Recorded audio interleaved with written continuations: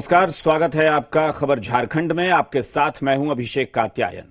झारखंड की सियासत को लेकर दिल्ली में मंथन जारी है और इसके लिए झारखंड बीजेपी के प्रदेश अध्यक्ष दीपक प्रकाश और विधायक दल के नेता बाबूलाल मरांडी को दिल्ली बुलाया गया है।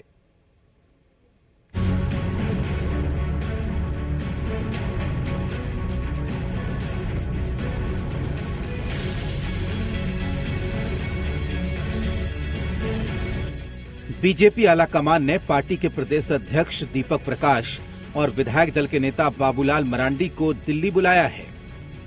बताया यह जा रहा है कि केंद्रीय नेतृत्व सूबे के हालात पर चर्चा करेगी, लेकिन ये खबर जैसे ही झारखंड पहुंची, सियासत शुरू हो गई। Bharatiya Janata party national party है, राष्ट्रीय पार्टी है और हमारे माननीय प्रदेश अध्यक्ष जी, हमारे नेता विधायक दल श्रीमान बाबूलाल मरांडी जी का दिल्ली और रांची का आना जाना लगा रहता है। इसको कोई दूसरे अर्थ में नहीं देखा जाना चाहिए। बीजेपी सरकार पर हमलावर है, हर मोर्चे पर फेल होने का आरोप लगाया जा रहा है। तो जेएमएम ने पलटवार करते हुए विधानसभा चुनाव के नतीजों की याद दिलाई। जेएमएम और कांग्रेस ने कहा कि अगर बाबूलाल मरांडी दिल्ली दरबार की छाया में सूबे की सरकार को अस्थिर करने की साजिश रचेंगे तो जनता करारा जवाब देगी। भारतीय जनता पार्टी का नेता दिल्ली जाते हैं या रांची में रहता है, इसका खबर हम लोग रखते नहीं है। उनका अपना एजेंडा होगा। क्या हम बाबूलाल जी के आने और जाने पर तो मेरी टिप्पणी उचित नहीं होगी, और जहां तक राज्य सरकार पर विफल होने का आरोप लगाने की बात है, तो मेरा तो यह मानना है कि नवगठित झारखंड की प्रदेश की जड़ों में मट्ठा डालने का काम अगर किसी ने किया है तो बाबूलाल जी ने किया है। एक तरफ कोरोना का कहर है तो दूसरी तरफ ऑपरेशन लोटस की गूंज। ऐसे माहौल में बाबूलाल मरांडी और दीपक प्रकाश के दिल्ली दौरे पर सत्ताधारी पार्टियों ने अपनी नजरें टिका दी हैं।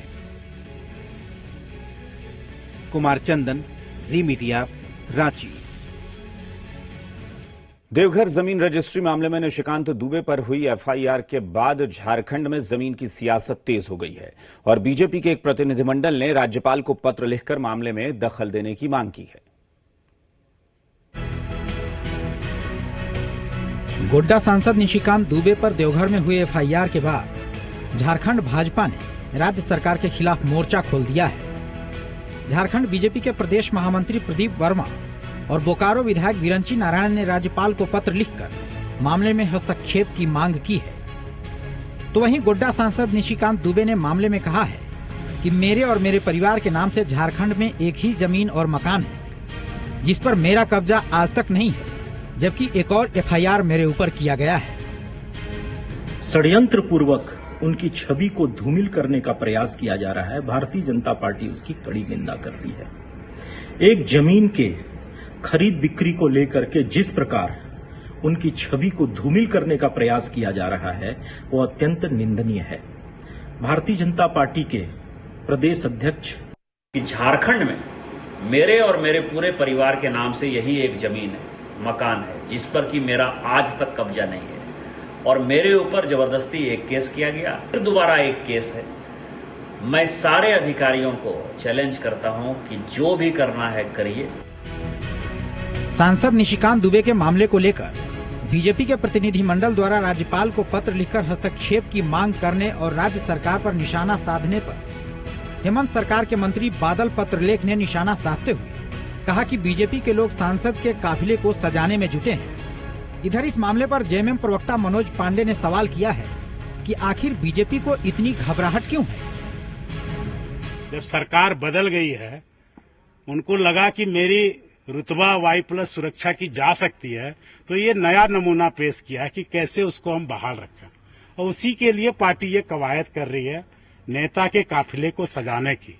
फंसाने वाला काम ये सरकार नहीं करता, और जो मामले हैं उसकी जांच होगी, कानून अपना काम करेगा। इतनी परेशानी क्यों हो गई इन लोगों को। देवघर जमीन रजिस्ट्री मामले में एफआईआर के बाद बीजेपी द्वारा राज्यपाल को लिखे गए पत्र को लेकर पक्ष विपक्ष के बीच जमीन की सियासत थमने का नाम नहीं ले रही है। मनीष सिन्हा के साथ कुमार चंदन, जी मीडिया, रांची।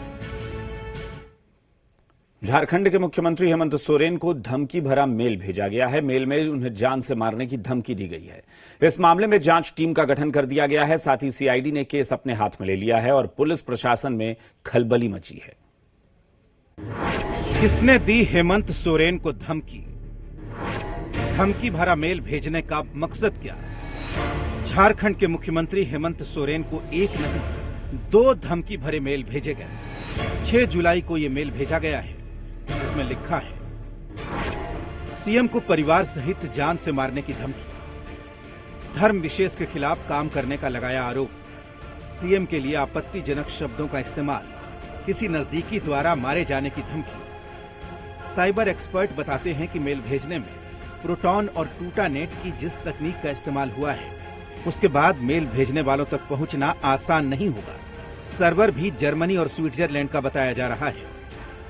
ये कोई इंटरनेट प्रोटोकॉल यूज नहीं करती, third party Gmail, third party Google के कोड यूज नहीं करती। सो इसमें खुद कंपनी ओनर भी उस मेल को डिस्क्रिप्ट नहीं कर सकते, उसे नहीं पढ़ सकते। ये बहुत ही इम्पॉसिबल है पता लगाना कि ये मेल किसने किया है। धमकी भरे मेल पर अब सियासत भी शुरू हो गई है। जेएमएम और कांग्रेस ने कहा है कि सरकार जनहित के मुद्दों को लागू कर रही है, तो ध्यान भटकाने के लिए धमकी भरा मेल भेजा जा रहा है। धमकी से किसी राजनेता के मनोबल को दबाया नहीं जा सकता। इधर विपक्षी बीजेपी ने भी निंदा की है। और इस सब धमकी से राजनेताओं को मनोबल को दबाया नहीं जा सकता है और निश्चित तौर पर इसका जांच होनी चाहिए। मुख्यमंत्री तक को धमकी मिल रही है और मैं यही कहना चाहता हूं कि बहुत जल्दी हमारी पुलिस इस मामले का उद्भेदन कर लेगी और जो चेहरे सामने आएंगे वो चौंकाने वाले चेहरे होंगे और यकीन जानिए वो उसी विचारधारा के लोग होंगे जिनके खिलाफ लड़कर झारखंड ने खुद को हेमंत सोरेन के माध्यम से आजाद किया है। पूरे परिवार के साथ वैसे लोगों को अविलंब चिन्हित कर गिरफ्तार करना चाहिए और उन्हें कड़ी से कड़ी सजा देनी चाहिए। सीएम को मेल से धमकी मिलने के बाद पुलिस प्रशासन में खलबली मच गई। रांची साइबर थाने में 2 अलग-अलग मामला दर्ज किया गया। जांच टीम का गठन हो गया है और सीआईडी ने मामला अपने हाथ में ले लिया। इधर सूबे के डीजीपी एमवी राव ने मुख्यमंत्री हेमंत सोरेन से मुलाकात भी की है। खास निष्कर्ष पर पहुंचेंगे तब आपको सूचना। निष्कर्ष की बात नहीं, मेल ऐसा आया है सीएम के थ्रेट आया है। यस दैट्स व्हाई मैं बता रहा हूं कि इन्वेस्टिगेशन चल रहा है। रांची से जी मीडिया के लिए अभिषेक भगत और कुमार चंदन की रिपोर्ट। बाहर से झारखंड आने वाले हर व्यक्ति को अब 14 दिन के लिए रांची में होम क्वारंटीन या पेड क्वारंटीन में रहना होगा, नहीं तो कानूनी कार्रवाई होगी। मुख्य सचिव स्तर से आदेश जारी हुआ है। इस बीच झारखंड में कोरोना संक्रमित मरीजों की संख्या लगातार बढ़ रही है। झारखंड में कोरोना संक्रमितों का आंकड़ा 5000 के करीब पहुंच चुका है। अब तक प्रदेश में 4783 लोग कोरोना संक्रमित पाए गए हैं। झारखंड में कोरोना से ठीक हुए मरीजों की संख्या 2513 है और अब झारखंड में एक्टिव केस 2228 है। अब तक 46 लोगों की मौत हो चुकी है।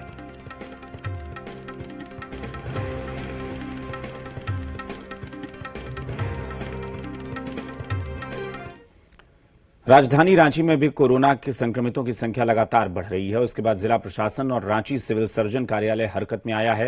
रांची के खाली पड़े जगहों को चिन्हित किया गया है। अब प्रशासन द्वारा यहां पर 100 बेड का मेगा स्किल सेंटर में 100 बेड, सर्ड में 100 बेड और टाना भगत अतिथि गृह में 70 से 80 बेड लगाने की योजना बनाई गई है।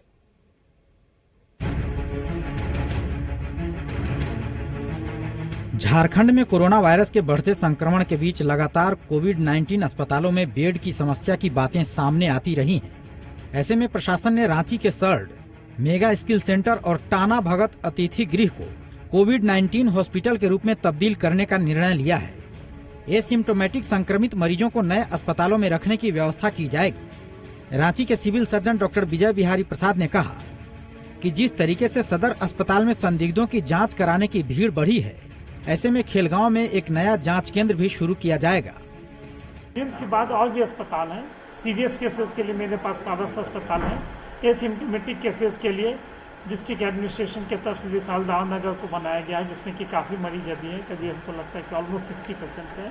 उसका सर्ड में इसकी व्यवस्था की गई है और भी 2-3 जगह हम लोग व्यवस्था कर रहे हैं। मैं आपको ये आपके माध्यम से यह सबको विश्वास दिलाना चाहता हूँ कि बेड की कभी भी कमी नहीं होने दी जाए। वहीं रिम्स कोविड-19 टास्क फोर्स के डॉक्टर प्रभात कुमार ने कहा कि अभी रिम्स के कोविड वार्ड में 100 से ज्यादा मरीज भर्ती हैं, जबकि कोविड वार्ड की क्षमता 100 की है। वहीं रिम्स के कोविड वार्ड का आईसीयू भी फुल हो चुका है। रिम्स में कोरोना के मरीजों की भर्ती फिलहाल बंद है। ऐसे में रिम्स के चिकित्सकों ने एक बैठक कर संयुक्त निदेशक को व्यवस्था के विषय में अवगत करा दिया है। डॉक्टर प्रभात ने कहा कि सदर अस्पताल को कोविड अस्पताल बना देने से व्यवस्था सुधर सकती है और कुछ दिनों के लिए यहाँ ओपीडी, सर्जरी, इमरजेंसी सब बंद करके हमको दे दीजिए, या फिर मेरे हॉस्पिटल का पूरा कोविड बना दीजिए और हमारे यहाँ सब काम बंद हो जाए, सब सदर में हो और हम कोविड हॉस्पिटल की तरफ इसको यूज़ करें। जैसे आपको एनएमसीएच हुआ है पटना में या कोई जगह, तो ये तो गवर्नमेंट के ऊपर है, क्या डिसीजन लेती है।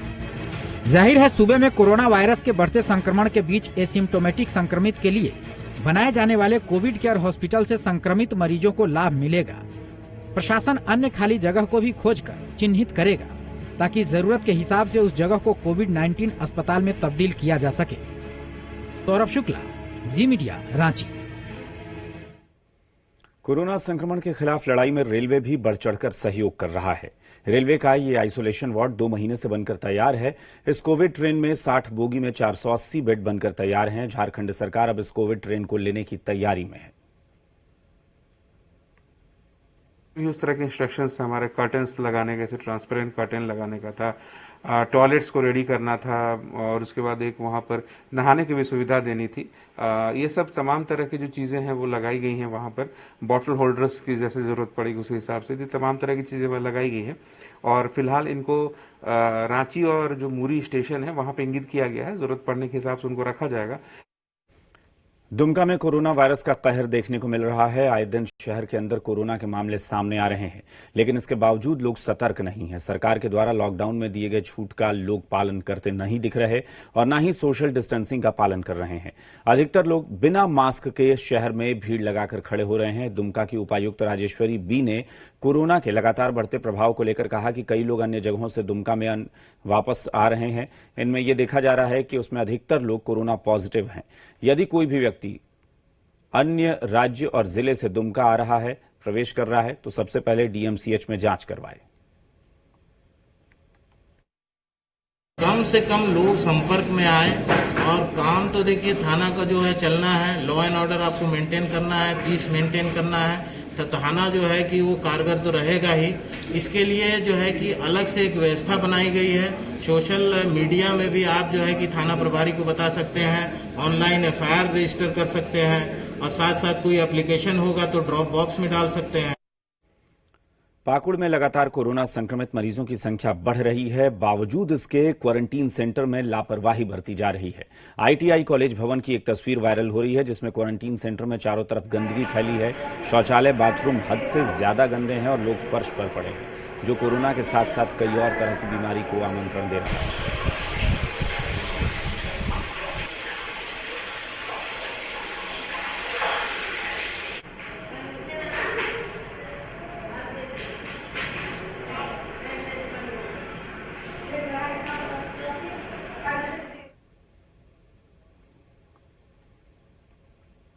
राजधानी रांची में नगर निगम कर्मियों ने अपनी मांगों को लेकर हड़ताल कर दी और विभिन्न मांगों को लेकर अल्बर्ट एक्का चौक के पास जमकर प्रदर्शन किया।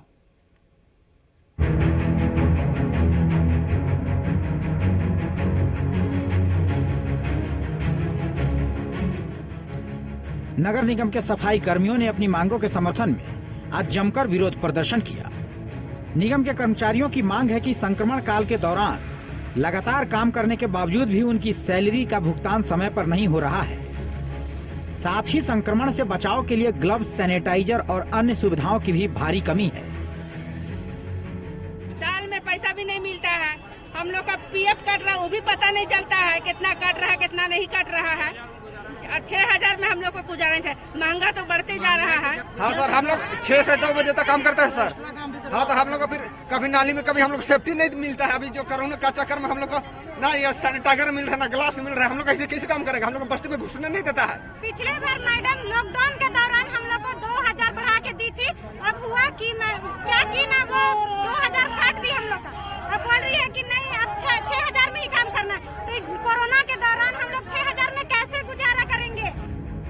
सफाई कर्मियों ने पहले तो हड़ताल कर दी, जिसे शहर में साफ सफाई के अभाव में अव्यवस्था देखा गया, और फिर इनकी बातों का कोई असर नहीं होता देख अल्बर्ट एक्का चौक को जाम कर प्रदर्शन किया, जिसके बाद प्रशासन के द्वारा उन्हें समझाया बुझाया भी गया, लेकिन फिर भी उन्होंने जमकर नगर निगम के खिलाफ प्रदर्शन किया। सफाई कर्मियों के जबरदस्त विरोध के बाद रांची की मेयर आशा लकड़ा खुद पहुंचकर लोगों को समझाने की कोशिश की, लेकिन नगर निगम कर्मी अपनी मांग पर अड़े रहे।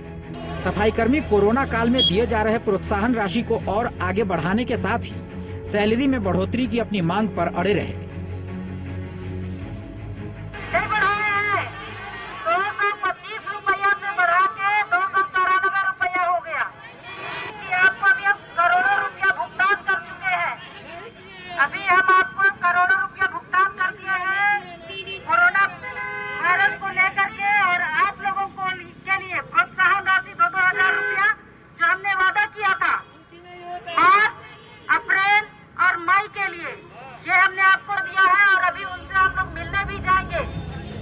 कोरोना काल में काम कर रहे सफाई कर्मियों के प्रोत्साहन में कमी और हड़ताल के कारण संक्रमण का खतरा और बढ़ सकता है।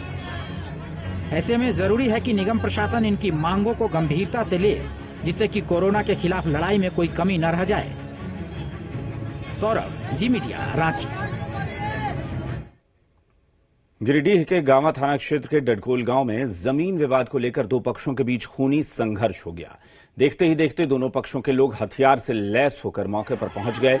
महिलाएं भी लाठी, डंडा, तलवार, फरसा लेकर पहुंची थी। देखते ही देखते माहौल रणभूमि में तब्दील हो गया। माहौल बिगड़ता देख एक पक्ष के लोगों के द्वारा एक राउंड हवाई फायरिंग कर दी गई। इसके बाद माहौल तनावपूर्ण हो गया। मामले की सूचना मिलने के बाद पुलिस मौके पर पहुंची और स्थिति को नियंत्रित किया।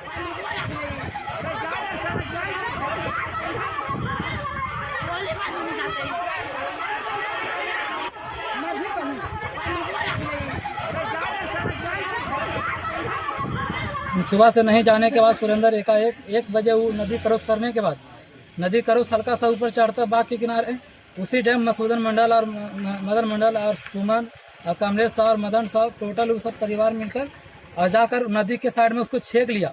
छेकने के बाद उस साइड से आया और उसके बाद हम लोग देखें तो हम लोग दौड़ने लगे। तो उसके बाद लाठी पहने सब टोटल व्यवस्था लेकर उसने किया था और मारने के लिए एकदम पूरा तैयार था। उसके बाद हम लोग गए तो उसके बाद जोगिंदर के गया तो उसको मारा देह में 1 डंडा। बोकारो में क्वारंटीन सेंटर में हुआ प्रेम प्रसंग का मामला थाने पहुंचा, लेकिन लिखित शिकायत नहीं मिलने के चलते पुलिस ने समझा बुझाकर सभी को वापस भेज दिया। दरअसल बोकारो जिले के बेरमो थाना क्षेत्र के फुसरो स्थित बेरमो ब्लॉक के पास क्वारंटीन सेंटर में दोनों को बाहर से आने के कारण रखा गया था, जहां मुंबई से आया 19 साल का रवि गुजरात से आई शादीशुदा 24 साल की महिला रूपाली को अपना दिल दे बैठा। दोनों एक ही क्वारंटीन सेंटर में रह रहे थे, जहां उनका प्रेम इस कदर परवान चढ़ा कि महिला ने अपने पति का साथ तो छोड़ ही दिया, अपने 3 साल की बच्ची को भी छोड़ दिया। पहले प्यार फिर पति से तकरार होने के बाद महिला थाने पहुंची, जहां प्रेमिका ने अपने प्रेमी के साथ रहने की इच्छा जताई और पति को साफ साफ कह दिया कि वो अपने प्रेमी के साथ रहेगी। फिलहाल दोनों क्वारंटीन सेंटर से बाहर चले गए हैं और कहां रह रहे हैं इसकी जानकारी नहीं है। जो महिला हैं उनका वहाँ पे जो रह रहे थे लड़के मुंबई से जो आए थे, उनका भी घर यहीं पे है, मुंबई से आए थे। तो उनके साथ उनका कुछ मतलब कि प्रेम प्रसंग हो गया और वो उनके हस्बैंड को जब बात पता चली तो उनके जो हस्बैंड है वो बोले कि आप उनको छोड़ दीजिए, बात करना छोड़िए, मोबाइल में जो आप बात करते हैं नंबर आदान प्रदान हो गया था तो छोड़िए। तो वो बोले कि नहीं, हम आपके साथ नहीं रहेंगे, उन्हीं के साथ रहेंगे।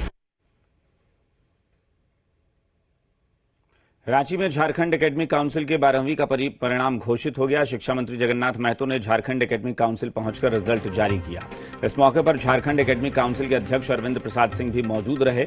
इस बार 2,34,363 परीक्षार्थियों ने परीक्षा दी थी। इस वर्ष विज्ञान में 75,638 परीक्षार्थियों ने परीक्षा दी थी। इनमें 44,626 पास हुए।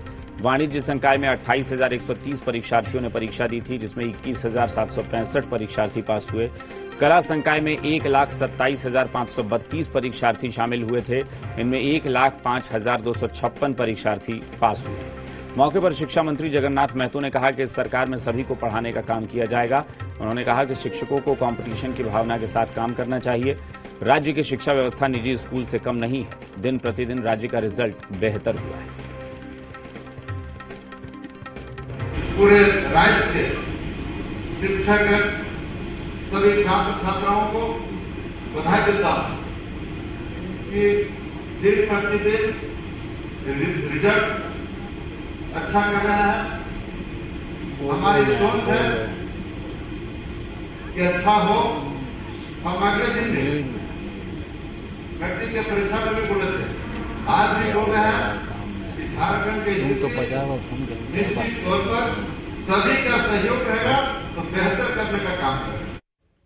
चलिए फटाफट अंदाज में प्रदेश की कुछ और अहम खबरों पर नजर डाल लेते हैं। मुख्यमंत्री हेमंत सोरेन से वीर शहीद सिदो कान्हो के वंशजों ने मुलाकात की। सिदो कान्हो के वंशजों ने स्वर्गीय रामेश्वर मुर्मू की मौत की सीबीआई जांच का आग्रह किया।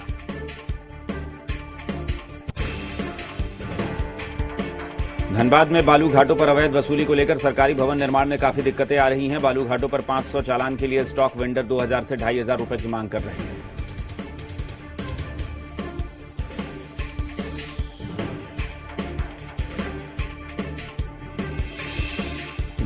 धनबाद झरिया में ASP colliery Sudam D fire patch से उत्खनन को लेकर कोल डंप को बीसीसीएल चालू करने वाली है, जहां लोडिंग पॉइंट पर वर्चस्व को लेकर ग्रामीणों ने संयुक्त मोर्चा, यूनाइटेड ज्वाइंट फ्रंट और जनता मजदूर संघ ने प्रदर्शन किया।